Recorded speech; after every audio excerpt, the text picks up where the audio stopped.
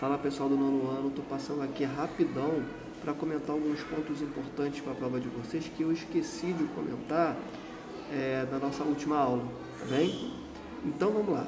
Primeiro ponto que eu acho importante de conversar com vocês é sobre a implementação do euro. A gente conversou, que o euro ele foi implementado em 2002, criado ali o plano de 2001, é implementado em 2002. E é bom ter em mente que nem todos os países que faziam parte da União Europeia à época adotaram o euro. Um exemplo muito bom é o próprio Reino Unido, que continuou usando a Libra e continua até hoje. Ele nunca adotou o euro, em toda a sua história na União Europeia ele nunca adotou. E a gente volta naquilo que a gente conversou, que é essa busca pela autonomia. Eu não quero ter o euro, eu quero ter a minha moeda, porque assim eu defino as políticas que eu utilizo para controlar essa moeda, tá? Então, o Reino Unido é um exemplo muito bom de países que não adotaram o euro como moeda oficial. É uma quantidade bem pequena dentro da União Europeia, tá? E o ponto importante é o seguinte, o euro ele não se tornou uma moeda importantíssima logo de cara, ele foi adquirindo importância ao longo dos anos. Tá? E ele hoje em dia tem uma grande importância no cenário internacional, principalmente na Europa, obviamente, porém a principal moeda para circulações, para transações comerciais, continua sendo o dólar. Tá? Então sobre euro, era isso que eu queria falar nesse momento, tá bom? Deixa eu ver aqui na minha listinha o que falta dizer. Seguinte, que eu acho que faltou um pouquinho comentar isso com vocês, que é interessante e importante para a prova.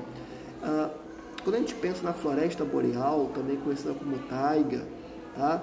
Ou floresta de coníferas, coníferas, cone, tá?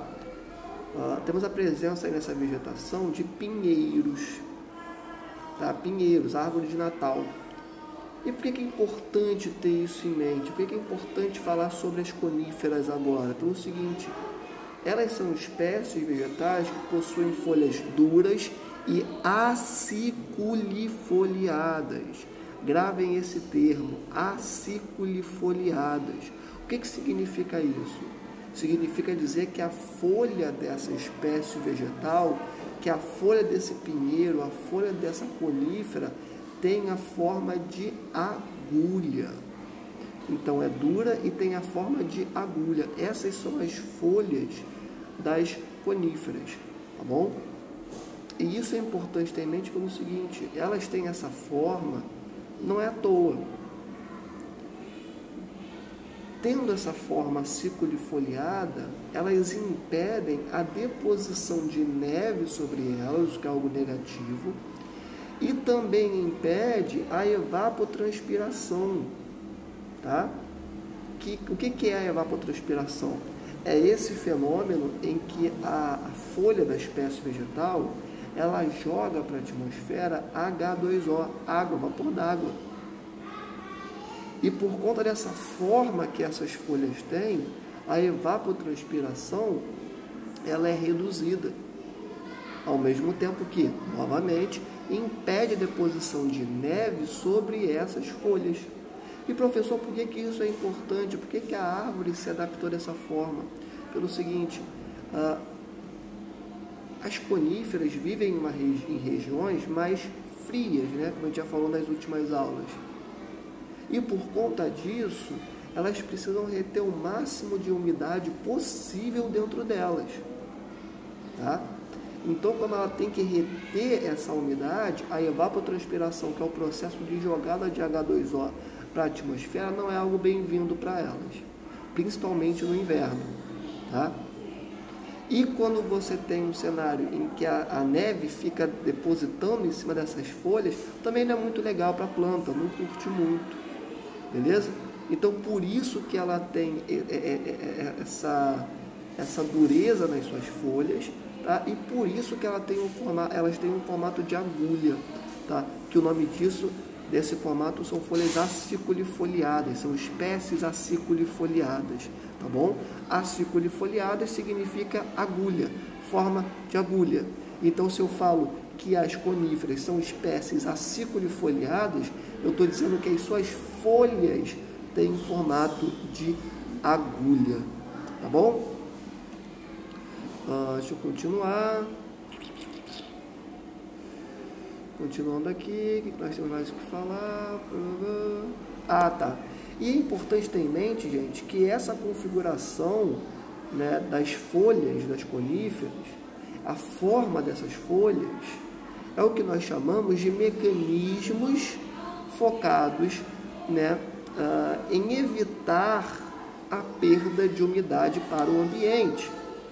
Então, quando pensamos em uma espécie aciculifoliada, ou seja, uma espécie com folhas em formato de agulha, né, com folhas duras, como é o caso das coníferas, nós estamos falando de uma forma natural da planta de evitar a perda de umidade para o ambiente. Já conversamos sobre isso aqui.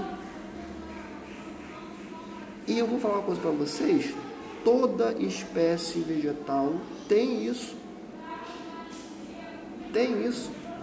Aqui no Brasil nem tanto, né? Acontece, mas nem tanto, porque aqui é um ambiente mais úmido, bem mais úmido. Mas, por exemplo, quando a gente pensa num país temperado, como os Estados Unidos, em que nós temos aquelas paisagens, né, com várias folhas no chão, aquela coisa bonita. Por que aquilo dali acontece? Porque o momento mais frio do ano está se aproximando.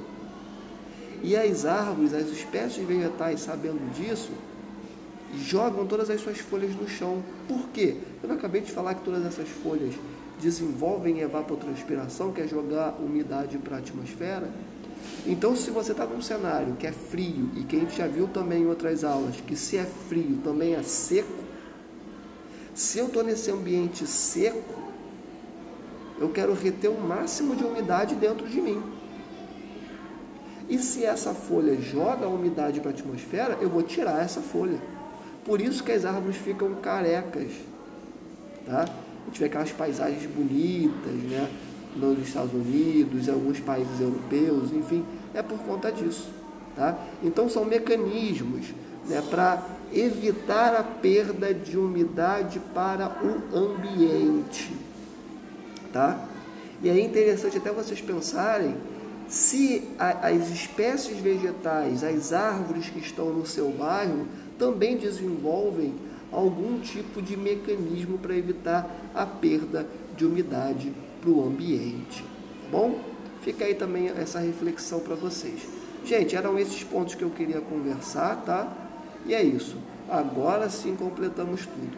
Beijo e boa prova. Vocês vão arrasar, eu tenho certeza.